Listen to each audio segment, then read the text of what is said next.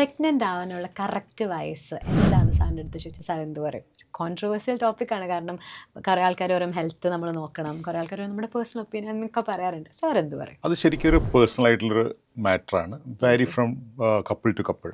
Four example, നമ്മൾ എപ്പോഴാണോ physically അതുപോലെ മെൻ്റലിയും അതുപോലെ സാമ്പത്തികമായിട്ടൊക്കെ എപ്പോഴാണോ സ്റ്റേബിൾ ആവുന്നത്, that's a right time for getting pregnancy. പക്ഷേ ഒരു പ്രഗ്നൻസി പൊട്ടൻഷ്യൽ ഏറ്റവും കൂടുതൽ പ്രഗ്നൻ്റ് ആവാൻ സാധ്യതയുള്ള ഏജ് ഏതാണെന്ന് ചോദിച്ചാൽ ആക്ച്വലി ഫ്രം ഒരു 18 വയസ്സ് മുതൽ 28 വയസ്സ് വരെയാണ്. അതിൻ്റെ വേറെ ആസ്പെക്റ്റ് പറയാം. ജനിക്കുമ്പോൾ ഏതാണ്ട് ഫിക്സഡ് സ്റ്റോക്ക് എഗ്ഗുമായിട്ടാണ് പുറത്തേക്ക് വരുന്നത് കുട്ടികൾ.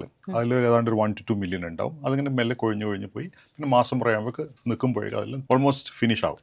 അപ്പം ആ ഒരു പ്രോസസ്സ് ഒരു 35 ഇയേഴ്സ് ആകുമ്പോഴേക്ക് ഭയങ്കര ഫാസ്റ്റായിട്ട് നടക്കും. ഈ എഗ്ഗിൻ്റെ പ്രൊഡക്ഷൻ അല്ലെങ്കിൽ ലൂസ് നടക്കുന്നത് ഒരു 40 ആകുമ്പോഴേ നല്ലോണം അത് പോവും. അപ്പോൾ അതുകൊണ്ട് നമ്മളൊരു കുറച്ച് ലേറ്റായി ഫോർ എനി റീസൺ പ്രഗ്നൻസിക്ക് ആവാൻ നോക്കുന്ന സമയത്ത് ചിലപ്പോൾ ആവണമെന്നില്ല. ഓക്കെ, മാത്രമല്ല വേറെ ഇഷ്യൂസ് വരാനുണ്ട്. ഫോർ എക്സാമ്പിൾ, ഏജ് ആവുന്നതനുസരിച്ച് BP കൂടാം, ഡയബറ്റീസ് വരാം.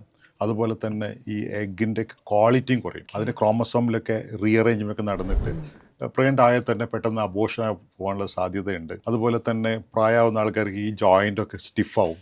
അപ്പോൾ നോർമൽ ഡെലിവറിക്കുള്ള സാധ്യത കുറയും.